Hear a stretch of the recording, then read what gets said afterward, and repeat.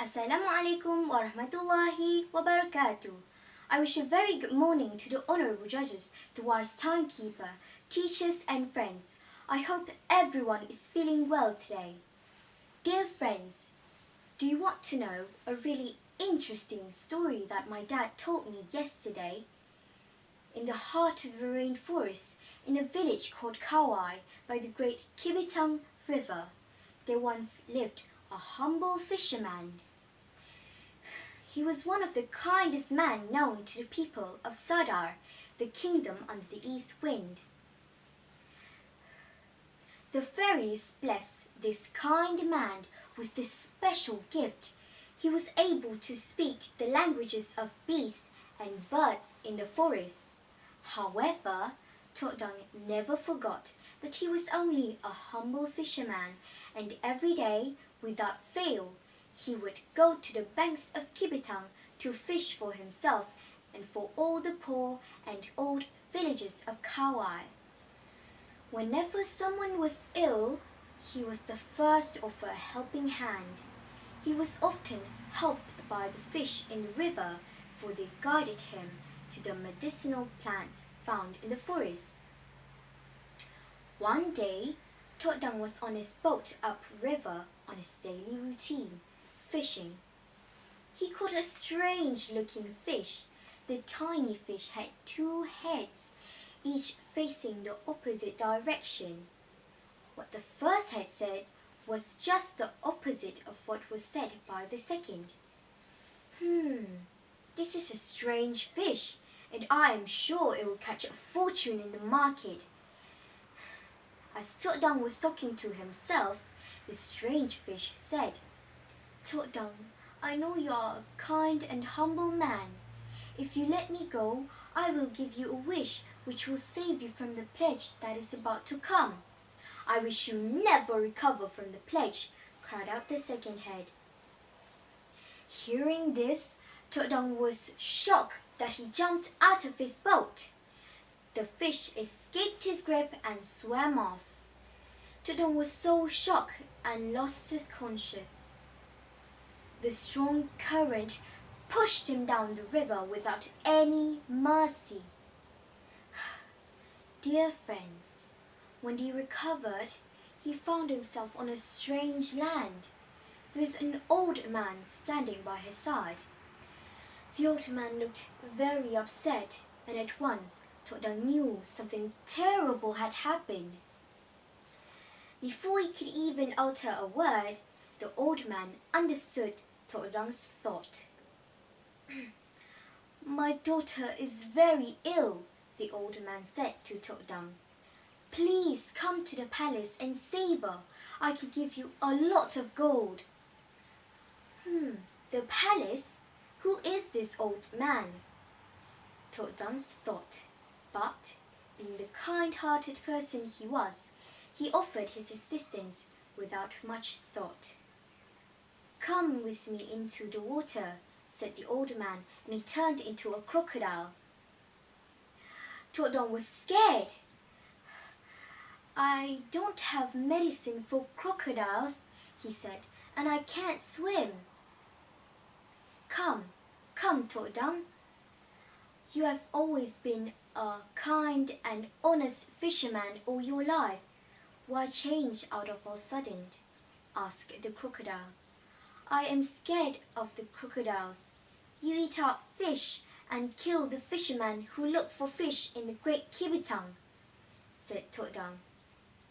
In our palace, we are not crocodiles. We are actually normal people like you, said the crocodiles. You do not need to swim. I am the king of crocodiles and I can carry you. So, Todang sat on the crocodile's back and went to the palace. The king's daughter, the princess, was very ill. She had dry coughs, fever, and is very tired all the time. He did not know what to do. Then he saw a little fish jumping about in the river. Do not be upset, Todang. The princess has got the corbett fever. It is a strange illness, but you will be able to cure it with the tabico plant found in the banks by the headwaters of Kibitang, said the fish. But do keep in mind, Tudang, never let the cat out of the bag, or what the second head of this two-headed fish said will be your nightmare, warned the fish. I promise, said Tudang. The fish guided him to the tabico plant, and the princess was well in no time. The king of crocodiles was very happy. Take all the gold you want, he said. So Tudang took the gold and shared it with all his relatives and friends as a token of appreciation. Knowing how much these gold would be able to help his people overcome their hardship, Tudang agreed to take the gold home. When he was back to his village, all the people of Kauai were shocked to see Tudang back after 9 months.